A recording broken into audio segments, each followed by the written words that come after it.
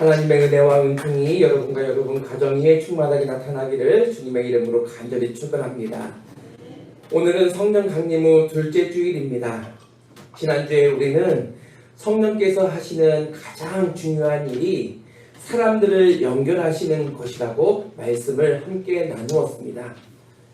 혼자 신앙생활을 해나가는 것이 아니라 함께 믿고 함께 울고 함께 기도하는 그 기도의 동역자로 우리를 묶어주신 것이지요. 그 성령님의 인도하심에 따라 오늘은 아주 특별한 예배를 드리고 있습니다. 우리 이곳에 모인 성도님들 가운데 가장 나이가 많은 것은 우리 이계욱 권사님이십니다. 가장 어른 우리 이계욱 권사님부터 가장 어린 100일 된 우리 세라미까지 온 세대가 함께 이 자리에 모여 있습니다. 정말 하나님의 은혜가 아니고서는 이렇게 온 세대가 모일 수가 없습니다. 그래서 한번 옆에 보십시오. 얼마나 보기 좋고 아름답습니까? 우리 성원교회가 하나님의 기쁨이 되는 교회, 모든 성도들이 하나가 되는 교회가 되시기를 주님의 이름으로 간절히 축원합니다. 지난주에 우리가 만났던 느헤미야는 예루살렘 성벽이 무너지고 성문이 불탔다는 소식을 듣게 되었습니다. 그때 느헤미야는 혼자 아파하지 않았습니다. 형제 하나니가 전해준 아픔을 자기의 아픔으로 여기면서 앉아서 울고 또 수일 동안 금식하며 하늘의 하나님 앞에 기도를 드립니다. 그렇게 기도의 동역자가 되었습니다. 근데 오늘 말씀에 보면 그 기도를 시작한 느헤미야가 이제 무엇을 회복하려 하는가, 이것을 우리가 말씀을 통해서 살펴볼 수가 있습니다. 그 기도의 자리에서 눈물을 닦고 일어난 느헤미야, 가장 먼저 회복하고자 했던 것, 가장 먼저 붙든 것은 바로 무너진 예배였습니다. 돌 성벽을 쌓는 그 기술보다도 더 먼저 그가 기억하고 찾았던 것은 하나님 앞에 드리는 온전한 예배였습니다. 이것이 우선이라는 것이지요. 오늘 온 세대가 함께 드리는 이 복된 주일에 오늘 이 말씀을 통해서 그렇다면 우리가 어떻게 하나님 앞에 참된 예배자로 서야만 하는지, 그리고 우리가 어떻게 서로에게 힘이 되어주는 예배의 동역자가 될 수 있는지를 함께 묵상하며 나누려고 합니다. 첫째로는요, 예배의 동역자는 그 공동체의 죄를 나의 죄로 품고 자복하는 사람입니다. 우리 6절 말씀을 다시 한번 한 목소리로 읽겠습니다. 6절입니다. 시작. 이제 종이 주의 종들인 이스라엘 자손을 위하여 주야로 기도하오며 우리 이스라엘 자손이 주께 범죄한 죄들을 자복하오니 주는 귀를 기울이시며 눈을 여시사 종의 기도를 들으시옵소서. 나와 내 아버지의 집이 범죄하여. 지금 느헤미야가 기도를 하는데 주야로 간절히 기도하고 있습니다. 밤낮으로 쉬지 않고 기도를 하지요. 그런데 그 기도의 내용이 참 가슴을 울립니다. 여러분, 느헤미야는 어떤 사람입니까? 페르시아 바사 왕궁의 고위 관리였습니다. 예루살렘이 망하고 성벽이 무너질 때 그는 그 자리에 있지도 않은 사람입니다. 그러니까 직접적인 잘못이 없다는 것이지요. 그러니 세상 사람이라면 이렇게 말할 것이 분명합니다. 저기 남아있는 사람들이 신앙도 없고 정치도 못하니까 이렇게 되어노라고. 다 그 사람들 탓이라고. 이렇게 손가락질하고 분석하는 게 훨씬 쉽겠죠. 근데 지금 느헤미야가 무엇이라고 고백하고 있습니까? 우리 이스라엘 자손이 범죄했습니다. 나와 내 아버지의 집이 범죄했습니다. 그러니까 지금 그 상황을 비판하기 전에 먼저 자복합니다. 공동체의 무너진 모습을 보면서 남의 탓으로 돌리지 않고 내 책임으로 껴안고 있습니다. 여러분 이런 경험 있으십니까? 가족 중 한 사람이 힘든 일을 당했을 때 에휴 그러게 네가 그때 왜 그랬냐 이렇게 따지는 사람과 아유 내가 더 신경 쓰지 못해서 미안하구나 말하는 사람, 어느 쪽이 그 가족에게 더 힘이 되겠습니까? 우리 자녀들도 한번 생각해 보십시오. 학교에서 누가 따돌림을 당할 때 에이 쟤는 원래 저래 이상해 이렇게 말하는 사람과 내가 먼저 말 걸어주고 손 한 번 더 내밀어 줄 걸 하는 그 친구 사이에 그 차이가 얼마나 클까요? 지금 느헤미야의 마음이 바로 그것입니다. 공동체의 아픔을 내 아픔으로 껴안는 것이죠. 이것이 바로 예배 공동체를 살리는 힘이 됩니다. 오늘 이 자리에서도 마찬가지죠. 어른은 이렇게 말하기가 쉽습니다. 에휴 요즘 젊은 애들은 신앙이 없어. 우리 때는 안 그랬는데. 세상 문화에 너무나 찌들어 있어.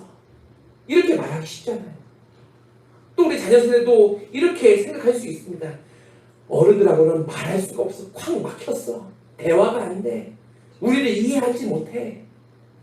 이렇게 서로 손가락질하면 어떻게 되겠습니까? 서로 상처만 남을 뿐입니다. 그런데 참된 예배의 동역자는 다릅니다. 이렇게 고백하죠. 하나님, 부모 세대인 우리가 믿음의 본을 보이지 못했습니다. 그 결과입니다. 또 자녀 세대들은 하나님, 우리 부모님, 우리 할아버지 할머니의 그 믿음의 기도, 눈물과 그 기도를 기억하지 못하고 이렇게 살아갔습니다. 용서하여 주옵소서. 이렇게 고백하겠죠. 이렇게 서로의 연약함을 품고 하나님 앞에 나아갈 때 무너진 예배가 다시 시작될 줄로 믿습니다. 하나님의 사람 느헤미야를 보십시오. 그는 비판하기 전에요 먼저 자복했습니다. 공동체의 무너진 모습을 보면서 남의 탓으로 돌리지 않고요 내 책임으로 껴안았습니다. 하나님, 제가 잘못했습니다. 우리가 잘못했습니다. 이렇게 눈물로 예배의 제단을 눈물로 적시고 있습니다.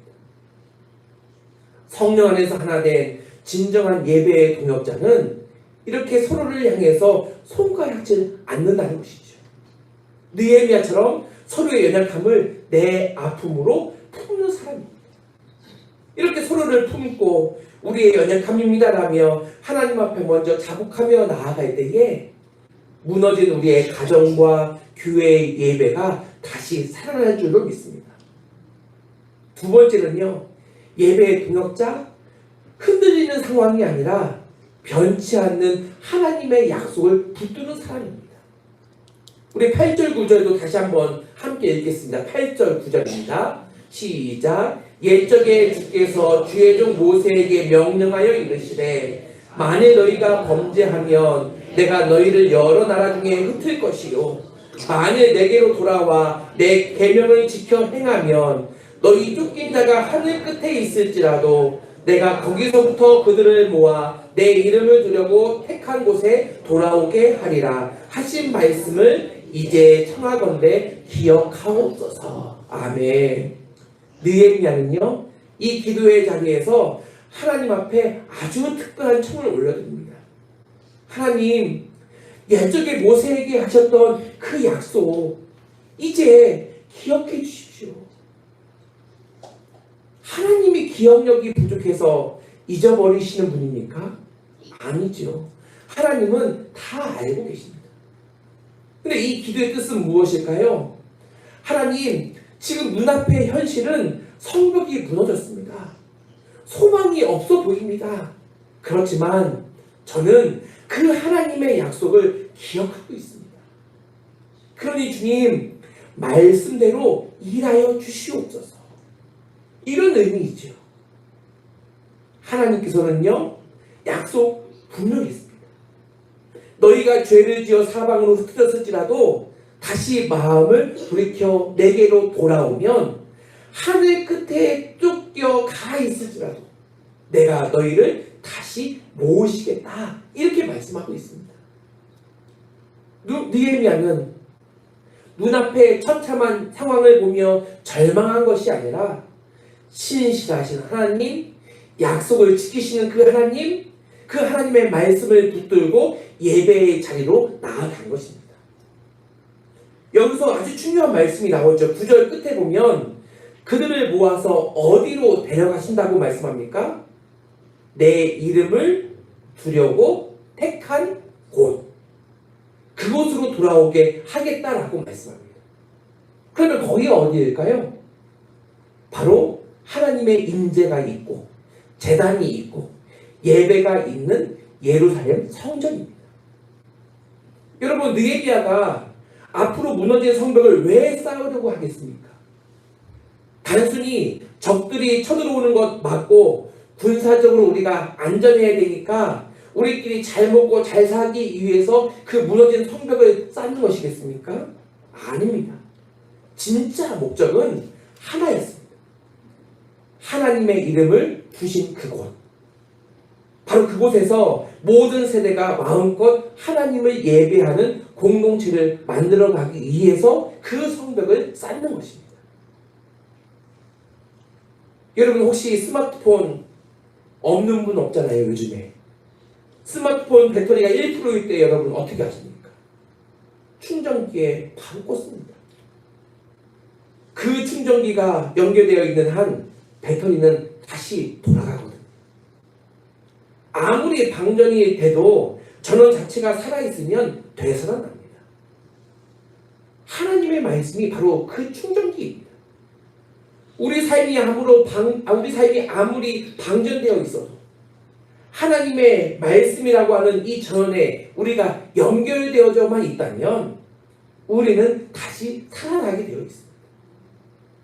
느헤미야는요, 상황이 아니라 그 전원, 바로 하나님의 말씀을 붙들었습니다. 우리 청소년 여러분, 시험 망쳐도 친구 관계가 힘들어도 하나님은 여러분을 포기하지 않습니다. 그 약속을 붙들고 날마다 하나님을 찾고 두드리고 믿고 따라가십시오. 그리고 여러분, 경제가 흔들리고 건강이 흔들려도 흔들리지 않는 하나님의 말씀 앞에 온전히 서시기를 바랍니다.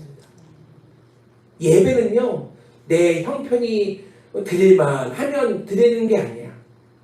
기분이 좋고 일이 잘 풀리면 예배 자리에 서는 것이 아니라 우리가 지난주에 말씀드린 것처럼 우리의 상황은 언제든지 흔들릴 수 있습니다. 건강도 흔들릴 수 있고요, 가정도 흔들릴 수 있습니다. 그러나 하나님은 흔들리지 않습니다. 그 흔들리지 않는 하나님의 말씀 위에 서서 드리는 것이 진짜 예배자입니다. 우리 부모 세대의 가장 큰 사명은요, 바로 우리 자녀손들에게 이 신실하신 하나님의 약속을 기억나게 해주는 것입니다.